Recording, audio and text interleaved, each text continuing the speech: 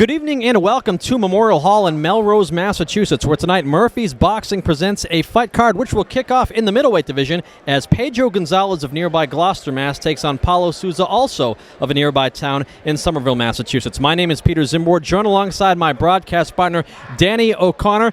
Two mixed martial arts practitioners who dabble in boxing here and there, kicking things off tonight. Danny, from your experiences, what have you seen from MMA fighters that can work in the boxing ring, and what have you seen from them that they are just deficient in?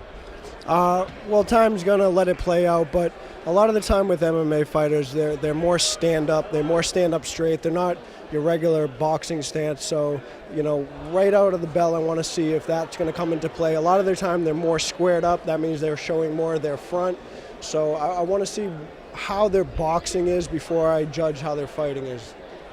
Paulo Souza will be wearing the camouflage trunks. He's to the left of your screen in the red corner. Pedro Gonzalez wearing the red trunks to the right of your screen in the blue corner. Pedro Gonzalez enters this fight with an MMA record of 1 win against 1 loss. He's fought very solid opposition. Paulo Souza with a record of 0-6 in MMA. He's also fought very solid opposition, however, has come up short each and every time out inside the square circle. Pedro Gonzalez made his pro boxing debut on a Murphy's Boxing show earlier last year and was able to pull an upset and win a hard-earned decision over Greg Vendetti, who was the favorite in that fight. He just simply outworked him. We'll see how he does tonight against Pedro Souza, and he lands a nice right hand, 2 nice right hands from the get-go. Nice. He's connecting with that hook. He's already connected 3 times with it. And he's a lefty, too.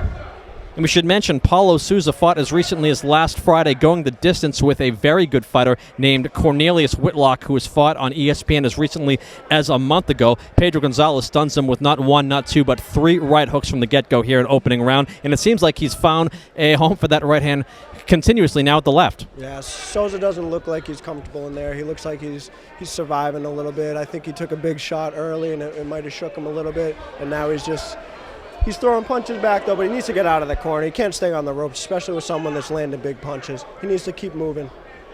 It's interesting. These are our 2 middleweight fighters technically in the ring tonight, competing at 160 pounds. Both men have competed as low as 135 pounds in MMA.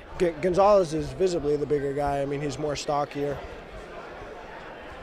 And Gonzalez originally was scheduled to fight a fighter named Robert Hunt tonight, who opted to pull out 2 days ago. Paulo Souza took this fight on very short notice. And as I mentioned, fought recently, just last Friday. He fought less than 1 week ago and is back inside the ring tonight. I think Gonzalez needs to not worry so much about trying to kill him, even though he just dropped him right there, and work on the angles a little bit more. Gonzalez potentially going to get his first knockout win as a professional boxer, as he's already dropped Paulo Souza in round 1 of this opening fight. And it seems that, like you said, he's visibly bigger, visibly stronger, and the much sharper of the 2 fighters boxing-wise in there. And he's landing some big punches. Souza needs a better defense plan right now because he's taking too many shots. Paulo Souza not with his regular training team in his corner tonight in Rodrigo Almeida. He opted to decline working his corner tonight because he's also worked with Pedro Gonzalez in the mixed martial arts gym and wanted to be impartial. So Paulo Souza has 2 guys who have never worked with him in the gym working his corner tonight. What does that do for a fighter, particularly one who seemingly is the underdog as much as Paulo Souza? Well, having that person in the corner is someone that you need to really trust, because you're giving them the option of telling you what to do, and you're trusting in them to listen to them. So, I hope his replacement is someone that he's comfortable with and is going to give him some good advice, because if you don't trust your cornerman and you don't listen to them, you miss chances and opportunities because they can see stuff you can't.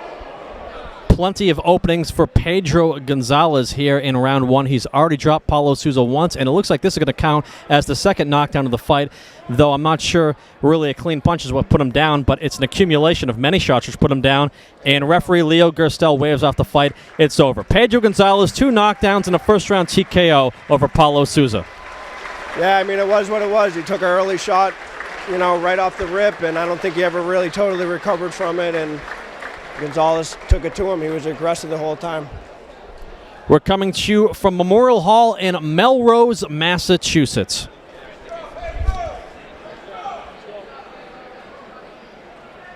Ladies and gentlemen, we have the time. 2 minutes and 52 seconds of the first round. Referee Leo Gerstel stops this contest for your winner by TKO victory, Pedro Gonzalez. 2 minutes and 52 seconds of the first round. Pedro Gonzalez, with his first knockout win in his boxing career, rises above 500 once again as an active professional boxer and has an opportunity to step up again and make some money for another opportunity. Yeah, I mean, I think it was a good showing from him coming out here, being the first fight, you know, getting his feet wet out here, and he landed that shot early. He looked good the whole time, and he's excited about the victory, and as well he should be. I mean, any fighter that comes to fight and steps through the ring deserves a degree of respect, and you know, I'm happy that he got the victory tonight. Still more boxing to come from Melrose, Massachusetts.